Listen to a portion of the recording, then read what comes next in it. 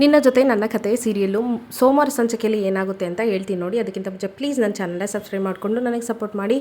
ಇಂದಿನ ಸಂಚಿಕೆಯಲ್ಲಿ ನಾನು ಹೇಳಿದಾಗೆ ದೇವಿಯಾನಿಗೆ ಚಾಲೆಂಜ್ ಮಾಡಿರ್ತಾಳೆ. ಅಂದರೆ ದೇವಿಯಾನಿ ಹತ್ರ ಹೇಳಿರ್ತಾಳೆ, ನೋಡ್ತಾ ಇರಿ ಭೂಮಿ ತಂದೆ ಸಾವಿಗೆ ಅವ್ರ ತಾಯಿನೇ ಕಾರಣ ಅನ್ನೋ ಥರ ನಾನು ಏನಾದರೂ ಶ್ರವಣ್ಗೆ ಏನಾದರೂ ತಲೆಗೆ ಹುಳ ಬಿಟ್ಟು ಅವರು ವಾದ ಮಾಡೋ ಥರ ನಾನು ಮತ್ತೆ ಮಾಡ್ತೀನಿ, ನೋಡ್ತಾ ಇರಿ ನಾನು ಏನೇನು ಗೇಮ್ ಮಾಡ್ತೀನಿ, ಏನೇನು ಪ್ಲ್ಯಾನ್ ಮಾಡ್ತೀನಿ ಅಂತ ಹೇಳಿರ್ತಾಳೆ. ದೇವಿಯಾನಿ, ನನಗೆ ಗೊತ್ತು ನೀನು ತುಂಬ ಬುದ್ಧಿವಂತೆ, ನೀನು ಈ ರೀತಿ ಎಲ್ಲ ಮಾಡ್ತೀಯಾ, ನಾನೇನು ನಿನಗೆ ಹೇಳ್ಕೊಡೋದೇ ಬೇಡ ಅಂತ ನನಗೆ ಚೆನ್ನಾಗಿ ಗೊತ್ತು, ಅದು ಏನೇನು ಮಾಡ್ತೀಯಾ ಎಲ್ಲ ಮಾಡು, ಆಮೇಲೆ ನನಗೆ ಕಾಲ್ ಮಾಡು ಅಂತ ಹೇಳ್ಬಿಟ್ಟು ಹೇಳಿರ್ತಾಳೆ ದೇವಿಯಾನಿ. ಹಾಗೆಯೇ ಪ್ಲ್ಯಾನ್ ಪ್ರಕಾರನೇ ಶ್ರವಣ್ ಹತ್ರ ಹೇಳಿರ್ತಾಳೆ, ಪಪ್ಪ ನನಗೆ ಭೂಮಿನ ನೋಡ್ತಾ ಇದ್ದರೆ ಯಾವ ಕ್ಯಾರೆಕ್ಟ್ರು ಸರಿ ಅನ್ನಿಸ್ತಾ ಇಲ್ಲ, ಸುಮ್ಮನೆ ನನ್ನ ಎದುರಿಗೆ ಚೆನ್ನಾಗಿರ್ತಾಳೆ, ಬೇರೆ ಯಾರು ಇಲ್ದಾಗ ನಿಮ್ಮ ಬಗ್ಗೆ ಎಲ್ಲ ಸುಮ್ಮನೆ ಏನೇನೋ ಅಜಿತ್ ಹತ್ರ ಹೇಳ್ತಾ ಇರ್ತಾಳೆ. ಸೊ ಇವಳಿಗೆ ಇಷ್ಟೊಂದು ಕೆಟ್ಟ ಕ್ಯಾರೆಕ್ಟರ್ ಇದೆ ಅಂದರೆ ಇವ್ರ ತಂದೆ ತಾಯಿ ಬಗ್ಗೆ ನಾನು ತಿಳ್ಕೊಳ್ಳೇಬೇಕು ಅಂತ ನೋಡ್ತಾ ಇದ್ದೀನಿ.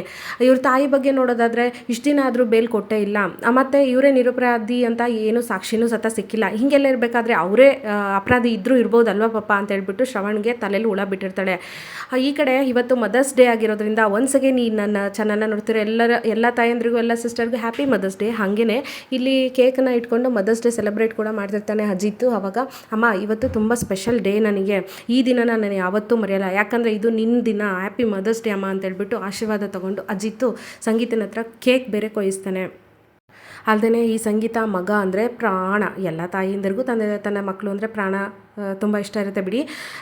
ತುಂಬ ಇಷ್ಟಪಡ್ತಿರ್ತಾಳೆ ಸಂಗೀತ ಅಜಿತ್ ಅಂದರೆ.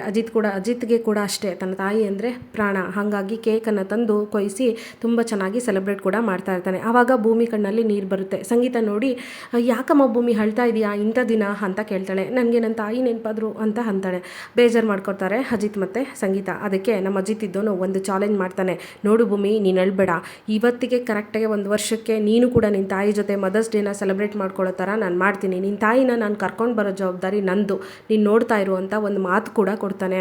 ಭೂಮಿ ತುಂಬ ಖುಷಿಯಾಗುತ್ತೆ. ಇನ್ನೊಂದು ಕಡೆ ಶ್ರವಣ ಈಗ ವಾದ ಮಾಡೋಕ್ಕೆ ಹೊರಟು ನಿಂತಿರ್ತಾನೆ. ಅಂದರೆ ನಾನು ಆ ಕೇಸನ್ನ ತಗೊಳ್ತೀನಿ ಮನಸ್ವಿನಿ ಮಗಳೇ, ಭೂಮಿ ತಂದೆಗೆ ಸಾವಿಗೆ ಕಾರಣ ಭೂಮಿಯ ತಾಯಿನೇ ಅಂತ ನಾನು ವಾದ ಮಾಡಿ ಕೇಸಲ್ಲಿ ಕೋರ್ಟ್ನ ಗೆಲ್ತೀನಿ ಅಂತ ಡಿಸಿಷನ್ನ ತಗೊಳ್ತಾನೆ. ಅಂತೂ ದೇವಿಯಾನಿ ಮತ್ತು ಈ ಅಶ್ವಿನಿ ಪ್ಲ್ಯಾನು ಸಕ್ಸಸ್ ಆಯಿತು.